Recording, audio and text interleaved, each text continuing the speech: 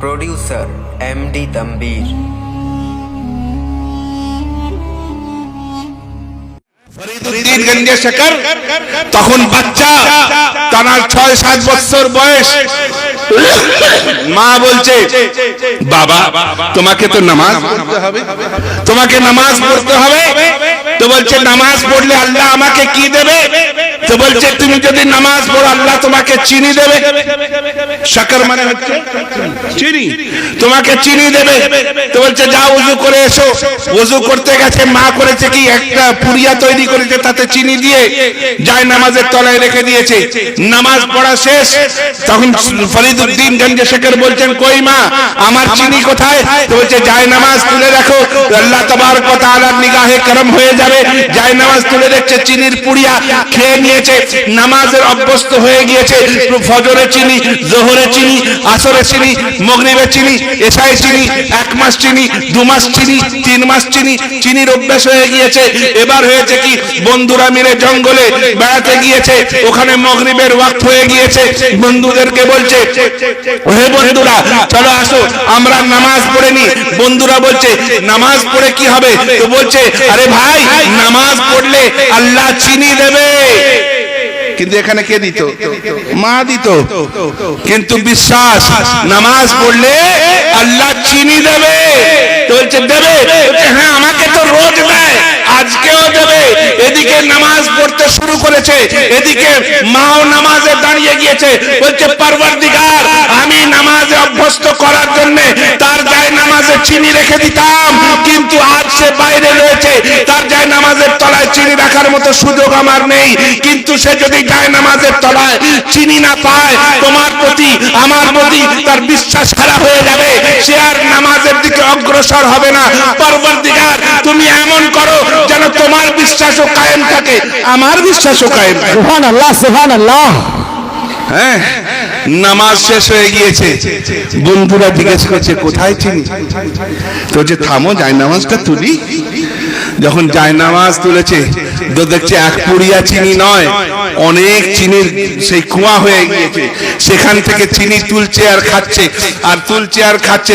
বন্ধুরা বলছে, তাই তো, সত্যি সত্যি নামাজ পড়লে আল্লাহ চিনি দেয় বলো? তো বলছে, হ্যাঁ, রোজ 1 পুরিয়া দিত, আজকে এত দিয়েছে। ও মনে হয় আমরা অনেক বন্ধু আছি, সেই জন্য আল্লাহ আমাদেরকে অনেক চিনি দিয়েছে। যাই হোক, ঘরে এসে গিয়েছে। মা তো চিন্তায় অস্থির। হায় হায়, আমার ছেলে মনে হয় ভেদ জানতে পেরে গিয়েছে, আমার ছেলে মনে হয় ভেদ জানতে পেরে গিয়ে বলছে, মা, ও মা, আমি কিন্তু মানে জায়নামাজের নিচে চিনির পুরিয়া পাইনি। মা যখন বলেছে চিনির পুরিয়া পাইনি, মার মুখটা ছোট হয়ে গেছে। হায় হায়, তাহলে ছেলে কি আমার ভেদ জেনে গেছে? বলে, মানে? বলে, চিনির পুরিয়া পাইনি ঠিকই, কিন্তু চিনির একটা কুয়া পেয়েছিলাম। সুবহানাল্লাহ, সুবহানাল্লাহ। চিনির কুয়া পেয়েছিলাম।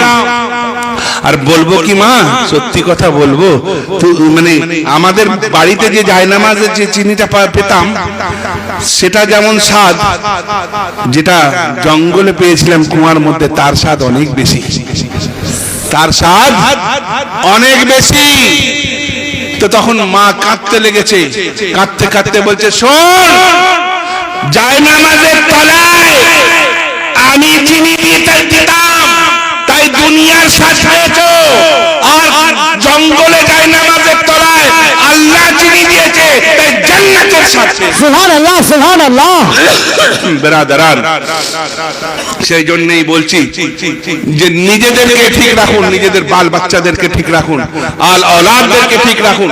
না হলে কিন্তু ভাই, আমি বড় লজ্জাজনক ভাবে বলতে হয়, আজকে বড় দুঃখজনক, মাহফিলের চেয়ে মেলায় লোক বেশি ছিল, মাহফিলের চেয়ে মেলায় লোক বেশি ছিল। ভাই, আমাদেরকে এই মেলা কিন্তু আমাদের সাজে না। আমাদেরকে এমন জায়গায় বসতে হবে যেখানে বসলে আমরা যেন দ্বীনের কথা কিছু শিখতে পারি। মেলাতে যাওয়া আমার রাসূল পাক পছন্দ করেন। মেলাকে আমার রাসূল পাক অপছন্দ করেছেন, বাজারকে আমার রাসূল পাক অপছন্দ করেছেন। আর আমার রাসূল পাকের অপছন্দনীয়কে যদি আমরা পছন্দ করি, তাহলে আমরা রাসূল পাককে কি পছন্দ করলাম? মা ও বোনেদেরকে বলবো, আল্লাহর ওয়াস্তে নামাজ পড়ার অভ্যাস করুন। বাবা ভাইদেরকে বলছি, আল্লাহর ওয়াস্তে নামাজ পড়ার অভ্যাস করুন। আপনারা এক কান থেকে শুনে আর এক কানে বের করে দেবেন না বাবা। আপনারা নিশ্চয়ই সবাই জানেন যে মরতে হবে, কি তাই না?